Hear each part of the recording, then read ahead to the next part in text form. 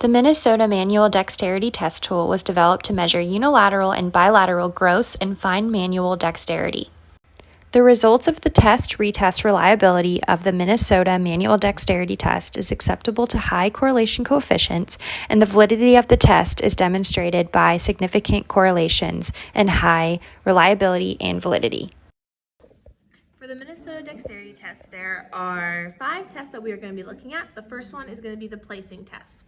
So what I'm going to have you do is with your right hand first, you're going to take them from the top and move them down. Start with the ones closest to you, move them down, but we're going to go line by line. So you're going to go here, here, here, and then continue that pattern going down, and we will time her doing that. Okay? Put your hand on the first disc. Ready, set, go. Now we're going to look at the turning test. So what you're going to do is you're going to start on your right side, and you're going to reach with your left hand, pick it up on the one furthest away from you, flip it into your other hand, and place it down. You're then going to continue to do that throughout the board. Then when you get to the next row, you're going to use your other hand, so your right hand to pick it up, flip it into your left hand, and then set it down and continue that pattern for the rest of the row. Does that make sense? Yes. Okay. I'm going to have you place your hand on the first one with your left hand, and when I say go, you're going to feel free to start. And go.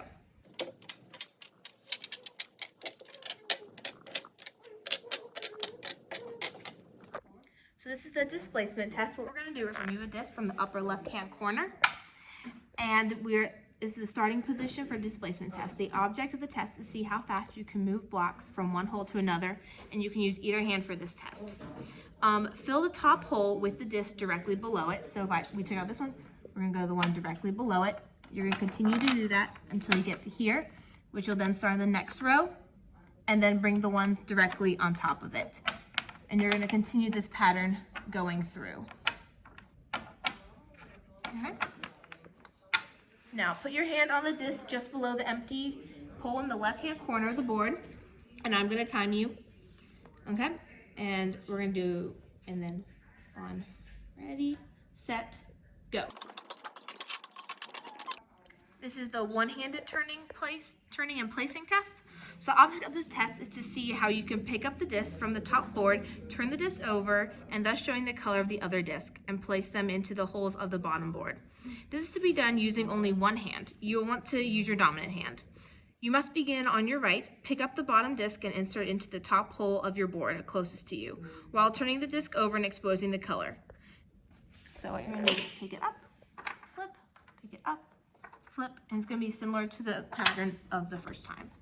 And then continue that with the next row. You may hold the board with your free hand if you wish to do so. Do you remember in order in which you must pick up the discs and place them down? Yes. Okay. You must make sure that all the discs are fully inserted into the holes of the board, which they are. We're going to have you put your hand on the first disc, and I'm gonna record your time. I'm gonna time you, and we're gonna go ready, set, go. Now we're going to look at the two-hand turn and placing test. So the object of the test is to see how fast you can pick up the disc from the top board 2 at a time, one in each hand, turn the disc, and thus showing the color of the other disc.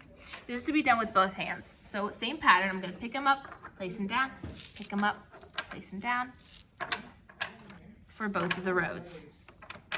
Not put them back. And I'm going to record your time. You must begin on the right, pick up the bottom 2 discs in the first column, one on top of the other, and insert them into the top 2 holes in the first column of the board closest to you, while turning the disc over to expose the other color. You must make sure that all the discs are fully inserted to the holes of the board before the trial is completed. If you drop a disc, you must pick it up and insert it into the proper hole before the time is stopped. Your score will be the total number of seconds it takes to complete the several trials. We will record that time for each trial separately. When you finish one trial, we must rearrange the board into a starting position before starting the next trial, and please do not touch the disc until further instructed. Does that make sense? Yes. Okay. Put your hands then on the first 2 discs. I'm going to record the first trial. Ready, set, go.